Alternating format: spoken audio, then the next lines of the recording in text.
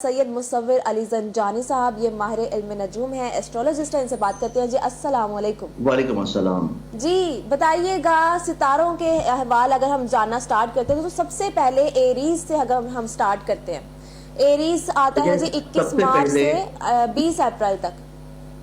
जी बिल्कुल, उसमें ऐसा है कि आपने एक्चुअली प्रोग्राम की जो इब्तिदा की है वो बहुत ही खूबसूरत अल्फाज से की है। जी बेशक अल्लाह ताला हमारी शाहरग से भी करीब है।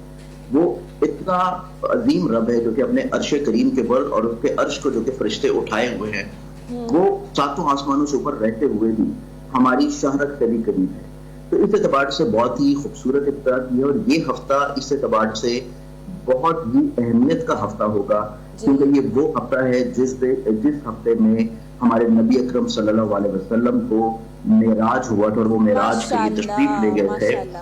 और आप एक हुस्न इम्तिजाज जो है वो किंतु आप ये देखिएगा कि इलेक्शन का जो दिन रखा गया है वो दिन भी वही खूबसूरत दिन है जो कि ईद का दिन है, बासत रसूल अकरम सल्लल्लाहु अलैहि वसल्लम। और सबसे खूबसूरत चीज मैं अपने व्यूअर्स को हदिया ये करना चाहूंगा कि प्लानिटरी पोजीशंस और एस्ट्रोलॉजी के ऊपर तो हम लोग इंशाल्लाह डिटेल में बात करेंगे, लेकिन ये इतना खूबसूरत हफ्ता इस एतबार से है कि मेराज के ऊपर हमें दीनदार मुस्लिम जो तोहफा अता किया गया है नमाज का, अगर आप लोग 5 वक्त नमाज अदा कर रहे हैं और अपनी पेशानी को अल्लाह के हुजूर सजदे में रख रहे हैं, तो आपको दुनियावी तौर के ऊपर किसी भी मसले में परेशान होने की जरूरत नहीं है।